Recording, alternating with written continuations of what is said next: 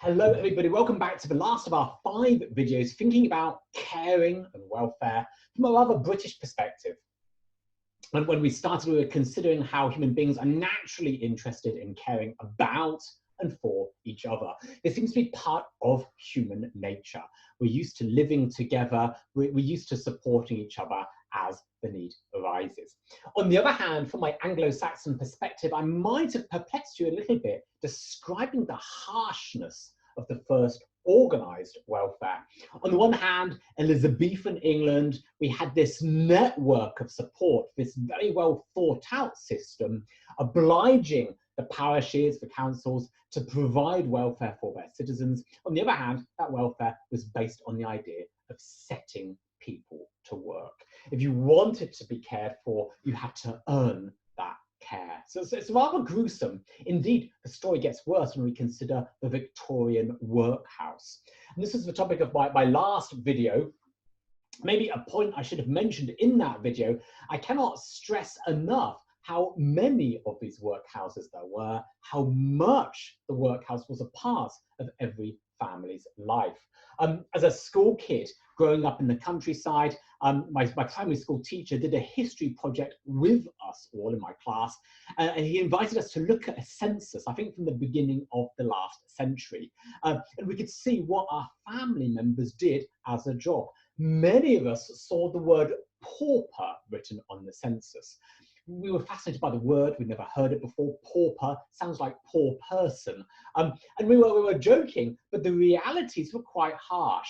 Not every family would have seen the inside of a Victorian workhouse, but it would have been in every town, and they would have known what it meant, and they would have heard stories of the inside of these ghastly places. My father researched our family tree. I had a great-grandfather and a great-great-grandmother born in the workhouse. So this was not a minority thing, something on the edge of society, but rather a centerpiece of our lives in the towns, in the cities. Rather gloomy stuff, not exactly what caring and welfare is about. But I want to maybe sweeten the pill a little bit, and in this closing video, talk about a British welfare system which very much deserves its name. I can talk about cradle to the grave protection, using a phrase from the time.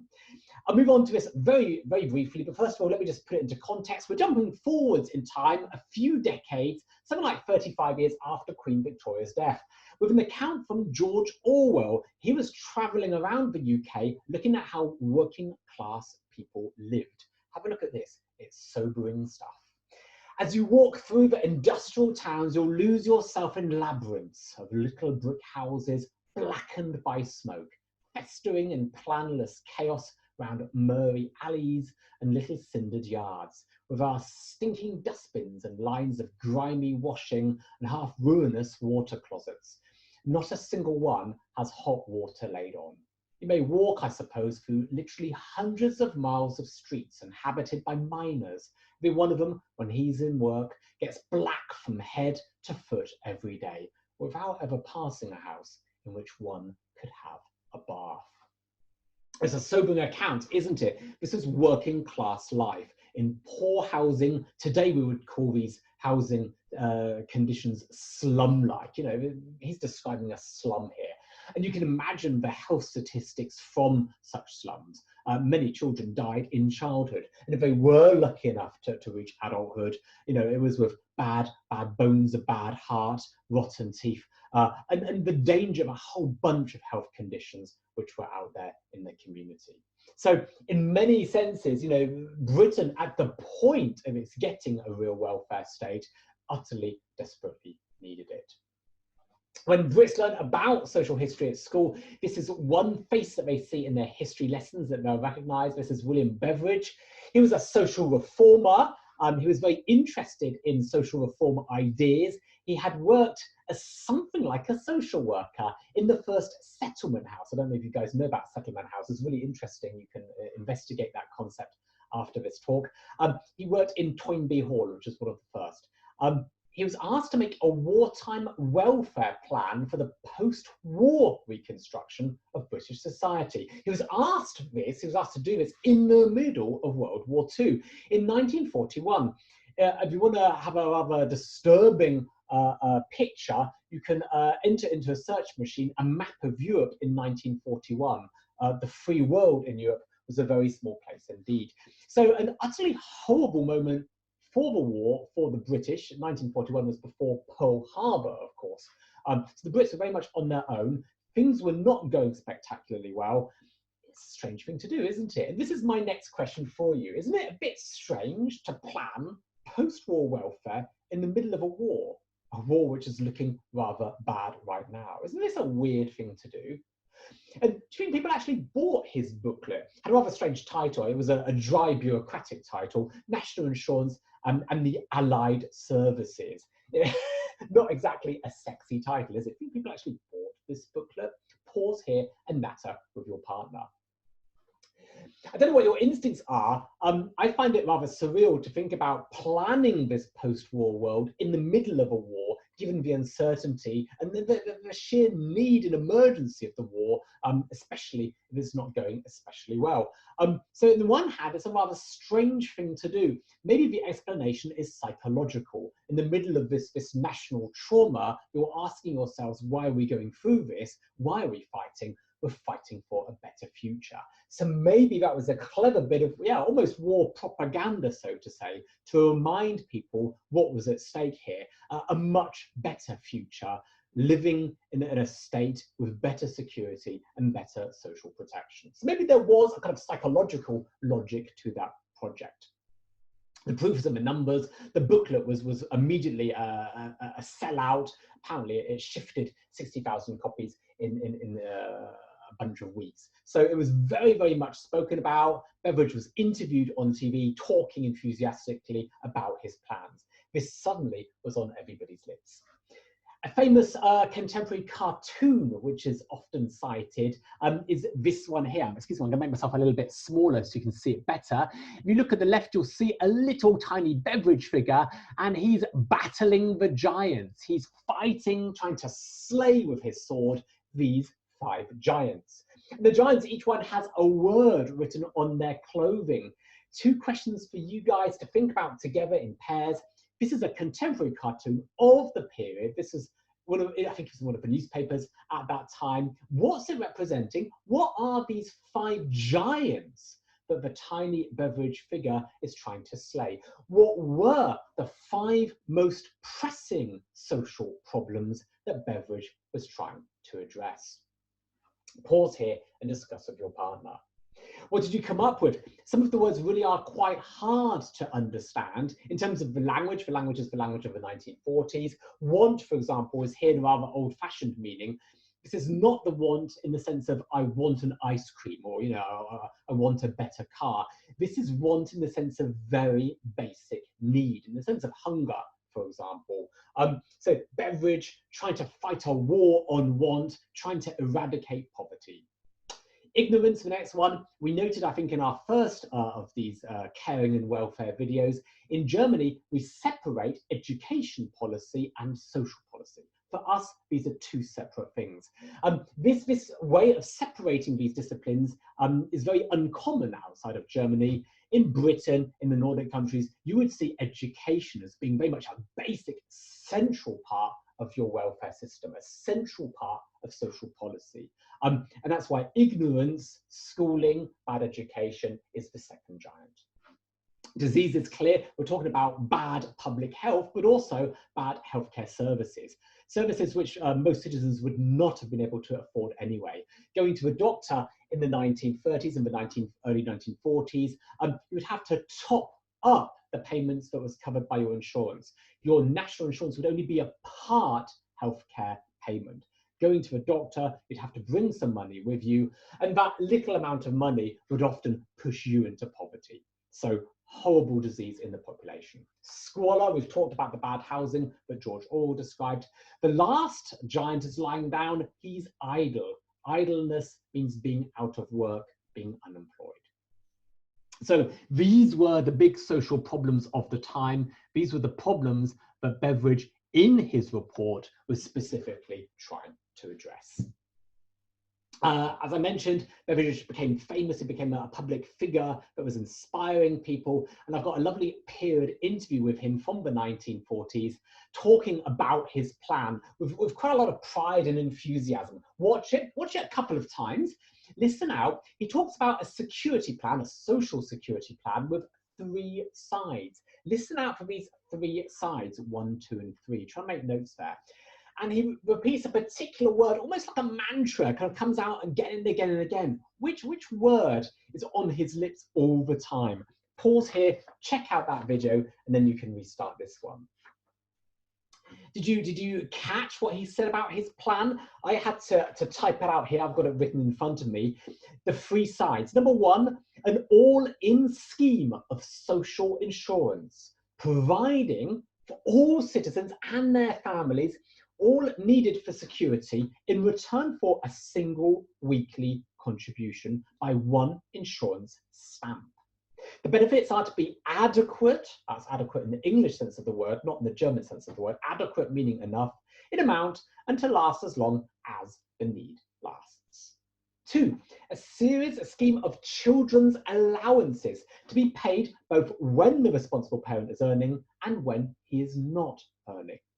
And 3, an all-in scheme of medical treatment for all kinds, for all citizens. You can spot the word when I read it out there again. The word all appears in his narrative a number of times. It must be, what, 5 or 6 times there, all. This really is welfare for all people, for all risks of life. This plan was discussed when the war ended. We had a general election. For some, surprisingly, the election was not won by the Conservative Party, headed by Churchill, but rather by the Labour Party. Indeed, the Labour Party managed to get a landslide. Britain had never looked so left-leaning as in this period. Maybe it fits the context, the collective effort of war, maybe underlined to the Brits the importance of collective action. So a Labour landslide, and a quite remarkable and unique opportunity for a Labour government to establish the welfare state that Beveridge had planned. In other words, the Brits, through acts of parliament, through laws over the coming years, managed to implement Beveridge's plan pretty much step by step. The first giant you will recall was want referring to poverty, the first giant poverty. We had a number of national insurance acts. Look at this. The first was way back in 1911, but it was very, very sketchy, very, very minimal national insurance. This was extended with 2 acts in 1946 and 1948, providing for the case of sickness, providing for the case of unemployment, providing for the case of retirement and widowhood. Obviously, in a system like the German system, these would be separate insurances. I should also add, the British national insurance has an almost tax-like character. It's not a true social insurance as, say, the German system is. So don't be confused by that name. This is almost a tax-like system. The second giant was the question of disease, health and healthcare. The National Health Service Act, 1946, establishing a national health service. Every British citizen was entitled to medical care. And for the Brits, something really exciting and new, the care is free of charge at the moment of need. Your kids were sick. You didn't have to ask yourself, do I have the money to take them to the doctor? It was largely tax finance. This is an interesting characteristic of that system. The family doctor could at last be visited without direct top-up payment. You could just take your kid to the doctor. You could take yourself to the doctor without having to pay cash in hand. So free healthcare for everybody.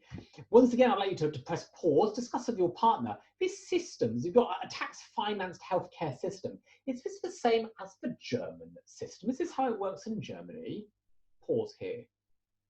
It's not, is it? I'm guessing you guessed. This is really a completely different model. The idea here is to really plan the healthcare needs of a whole community and then deliver it in the most economical way possible. This is remarkably unbureaucratic.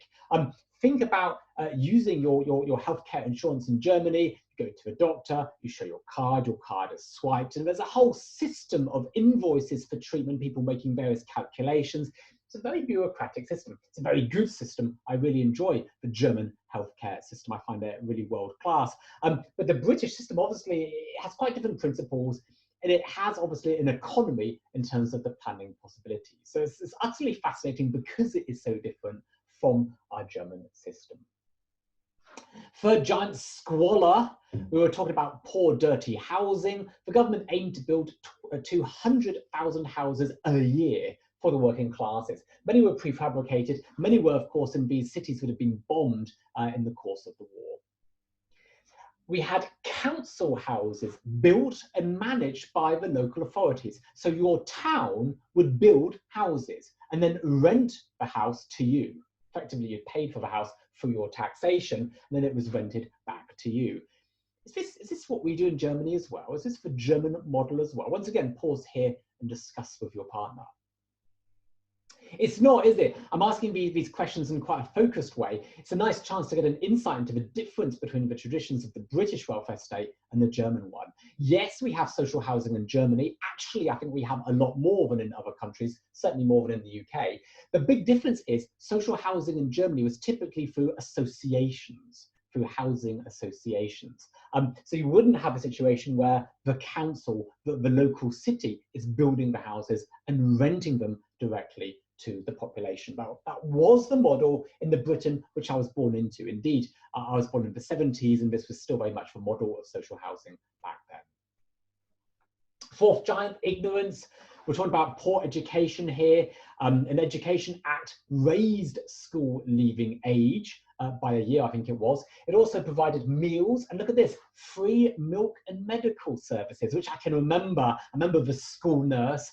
I remember having my little bottle of free milk as a young primary school child, little small bottle which we stuck a straw into, and that would be your breakfast in the morning, especially important if you hadn't got a breakfast at home, as many kids didn't. New schools were built, particularly in the primary sector, and of course we had a baby boom in those post-war years as well. Fifth giant, idleness, unemployment. We nationalized key industries. In the 1970s world, which I was born into, pretty much every industry was nationalized. We had British coal, British steel, British gas.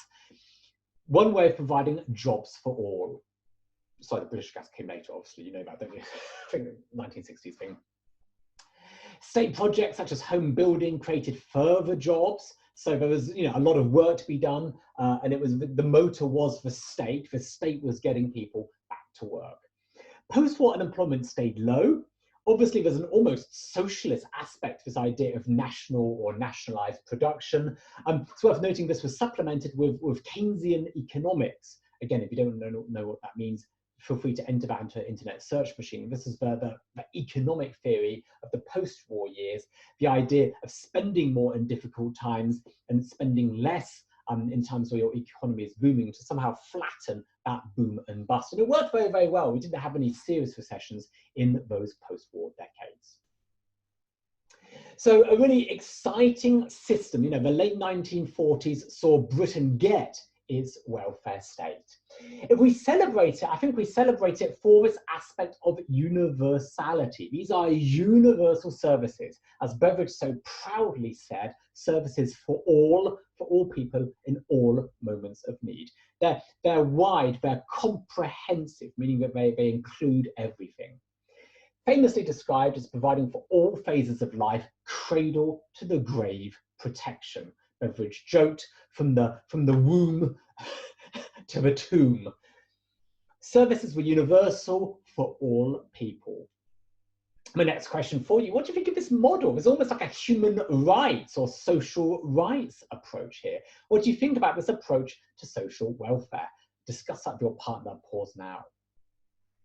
I find it exciting when Brits talk about this phase in the development of their welfare state. They'll talk about it as being a kind of social democratic phase. Indeed, this system would have been inspirational, and some of our Nordic friends have been looking at it and having much the same developments themselves. On the other hand, I have to close this presentation on a sad note. I'm celebrating a model of welfare, the welfare really which was the dominant form in Britain in the decades before I was born in the 1970s. It was not necessarily the welfare system that I was seeing, looking at society changing in my own youth, in my own early adulthood. And we really can look back at this model and say, I think we had something then, I think we've lost it since. And I stress this, benefits and services today in Britain no longer match the ambitions, the aspirations, the idealism of Beveridge's time.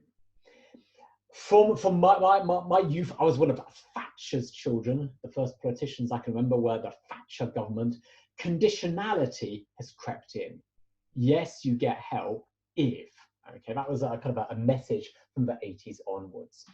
Huge amounts of rationing. So the generosity with which we would give people services, would give people benefits, that changed. Benefits were frozen at low levels. For example, the state pension. The state pension, the money you get when you retire, it used to be increasing with economic growth, but the government changed that to make it increase with inflation. In other words, over the last decades, pensioners have become very, very poor compared to the rest of their affluent society. So somehow services became residual, they became much more minimal. Increasingly, since the 1980s, the middle classes have been opting out of the system with, for example, private provision. I'm thinking of private healthcare, private pensions, private schools, their little spoglers. In other words, if you look back at the principles of the system as Beveridge created it, there's something almost Nordic about it, you know, universal tax finance services to cover our basic human needs. You've got a social rights, a human rights perspective, almost a kind of social democrat model, if you like. But since my childhood, since the Thatcher years, and then, you know, slipping into the neoliberal time of the last decades, we're seeing rationing, we're seeing much more minimal benefit and service provision.